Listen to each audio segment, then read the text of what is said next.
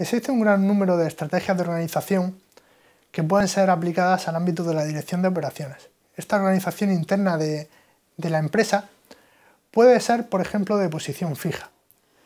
La estructura de posición fija hace referencia a casos en los cuales el proyecto o actividad se lleva a cabo en un solo lugar, los trabajadores acuden a esa área específica y, por ejemplo, a la hora de construir barcos, casas o puentes, se hace uso de este tipo de estrategia. Los factores que complican la organización de posición fija es que hay un espacio bastante limitado y en algunas áreas de aplicación y en diferentes etapas de las mismas se hace uso de materiales, por lo cual resulta crucial disponer de elementos de medida que a medida que se desarrolla el proceso. Es decir, habrá que tener en cuenta el tema de los inventarios. Otro tipo de organización es la orientada al proceso. La organización orientada al proceso trata de hacer frente simultáneamente a una gran variedad de productos o servicios. Es eficaz para trabajar con productos con requisitos diferentes o con necesidades diversas.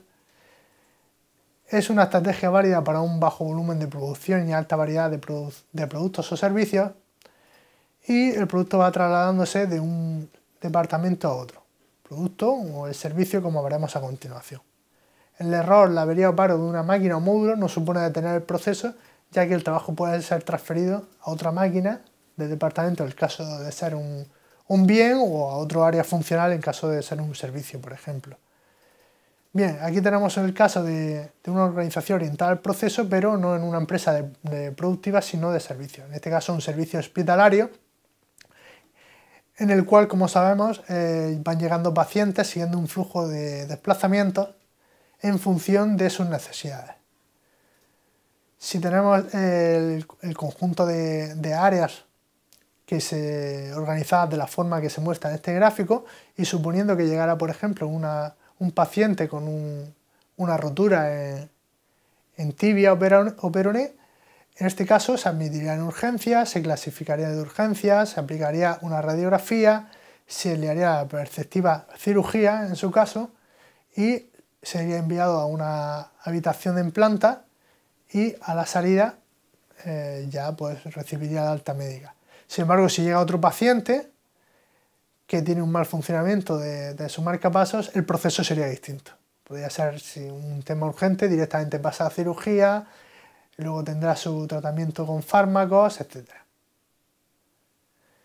Para desarrollar una organización orientada al proceso se debe construir una matriz denominada matriz de Asta.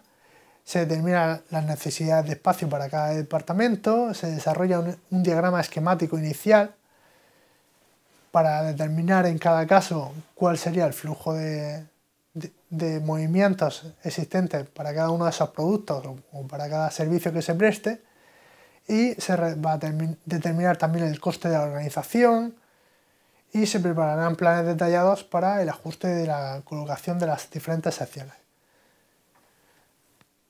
Hay que tener en cuenta que no solo el proceso puede afectar a el área funcional al cual se va asignando una determinada tarea, bien sea la producción de un determinado producto o la asignación de un determinado servicio, sino que puede también tener influencia en la disposición física del entorno de trabajo. Por ejemplo, es habitual que trabajar en forma lineal, pero en este caso es difícil equilibrar las tareas, porque los trabajadores pueden verse incapaces de repartírselas de forma unánime. Es decir, puede haber una persona que le estén llegando 2 productos para tratarlos y se vea bastante forzado en atenderlos de forma rápida, mientras que haya otro que esté esperando. Una forma de solventar esto podría ser establecer una célula de trabajo de esta forma, en forma de U, de forma que un empleado pueda dedicarse a una parte u otra de forma más eficiente, sin necesitar que haya un desplazamiento elevado. Organización de oficinas. La organización de oficinas es importante, sobre todo para el tema del flujo de información, ya no la disposición física, sino la propia forma de conectar los dispositivos, el teléfono, cómo desviar llamadas, etc. Todo esto se podría englobar dentro de la estrategia de organización de oficinas. Lo que se comenta ahí, que aunque se haga por medios telemáticos, sigue habiendo reuniones, sigue habiendo comunicación oral, y la agrupación de trabajadores y equipos en espacios se intenta mantener para que el traspaso de información fluya a la mayor brevedad. Por ejemplo, el departamento de nóminas suele estar distribuido por procesos. Esta sería una posible forma de organizar una oficina, una distribución por procesos o productos, de forma que cada persona esté encargada de una parte, en este caso, de gestionar una parte de la nómina o bien de gestionar la nómina a un determinado colectivo. La palabra clave aquí es flujo de información. La organización de oficinas también debe tener en cuenta cuál es el nivel de relación existente entre las diferentes personas o agentes que en ella participan. Por ejemplo, entre presidencia, el departamento de costes, de ingeniería o el secretariado del presidente se podría establecer este tipo de relación de forma que se determine si hay necesidad elevada, reducida o nula de comunicación entre diferentes ámbitos de actuación. ¿De acuerdo? De esta forma sería posible determinar cuál sería la relación que se debe mantener. Si hay dos departamentos en los cuales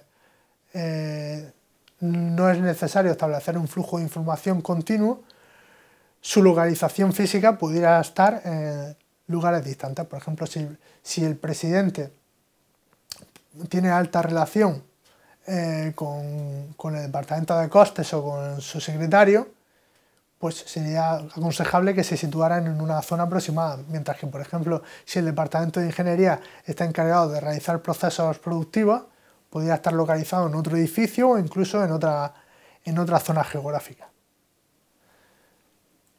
Bien, la organización de comercios minoristas, detallistas principalmente, también se debe basar en la idea de beneficios. Maximizar ventas y con ello los beneficios. Lo que se trata siempre es de que los clientes tengan el acceso al mayor número posible de artículos, por supuesto que estos sean de la mayor calidad y que les reporten la mayor satisfacción posible. Y, en todo caso, el beneficio por metro cuadrado es una de las medidas que más se utiliza. Por ejemplo, tanto metros cuadrados dentro del establecimiento o incluso metros cuadrados por estanterías o por escaparate. Se pueden aplicar técnicas como el diseño de cuadrícula, de flujo libre, etc. En este caso, la exposición de los productos determina el incremento de ventas y por tanto es la clave para organizar un comercio de una forma u otra. Así, el diseño de cuadrícula podría seguir este esquema, es lo que ocurre en los supermercados, donde tenemos los estantes distribuidos de forma uniforme con una disposición de cajas de cobro, de despachos, que suele seguir este esquema. Podría ser también otro tipo de actividad, como de una empresa, una tienda que venda ropa. En este caso se tienen los artículos distribuidos de forma heterogénea y una caja que pudiera estar en el centro, de forma que desde que una persona decide adquirir un artículo hasta que la paga no tenga que recorrer mucha distancia dentro del establecimiento. La organización de almacenes, aquí en este caso se debe intentar encontrar el equilibrio entre los costes de manejo y el espacio de almacenamiento. Es decir, debemos intentar que el espacio requerido para almacenar los productos no sea elevado, pero que tampoco haya problemas de movilidad, sea movilidad de las personas o de los vehículos que trabajan habitualmente dentro de este tipo de empresas. Se debe maximizar el aprovechamiento del volumen del almacén, manipular los materiales, inventariarlos, transportarlos a la salida, una vez finalizado el proceso productivo, etc. Y también estos costes se ven influidos por el equipo, el personal, los modos de supervisión, etc. Es parecido al proceso que se suele seguir cuando los artículos se transportan desde dársena a distintas zonas de almacenamiento, ya que es una zona de recepción y salida. Aquí la clave es optimizar los costes y el espacio. Así, en un almacén se suele trabajar de forma que el camión llega y accede introduce las mercancías por un lateral del establecimiento y hace uso de una cinta transportadora que va distribuyéndose en función de los pedidos a los cuales satisface dicho producto. Esto es exactamente igual que lo que sucede con las maletas en los aeropuertos, donde en este caso el vehículo que las trae de los diferentes vuelos las distribuye y en función del código que incluye cada maleta la distribuye en una cinta o en otra a tenor del usuario y del destino de dicho vuelo. La organización orientada al producto. La instalación se organiza en torno al producto, las producciones son de alto volumen y baja variedad y es habitualmente utilizada en cadenas de fabricación y montaje. El volumen es adecuado para un aprovechamiento de equipos alto, la demanda es suficientemente estable para justificar inversiones en equipos especializados, el producto debe estar estandarizado y los suministros de materias primas son adecuados y de calidad uniforme. Aquí tenemos el tipo de organización orientada al producto, tenemos la cadena de fabricación, tenemos sus características que las hemos comentado con anterioridad, y la cadena de montaje que monta piezas fabricadas, utiliza estaciones de trabajo, los procesos son totalmente repetitivos, van al ritmo de las tareas, se equilibra cambiando las tareas, y bueno, básicamente con eso ya podemos finalizar lo que sería la estrategia de organización interna. Muchas gracias.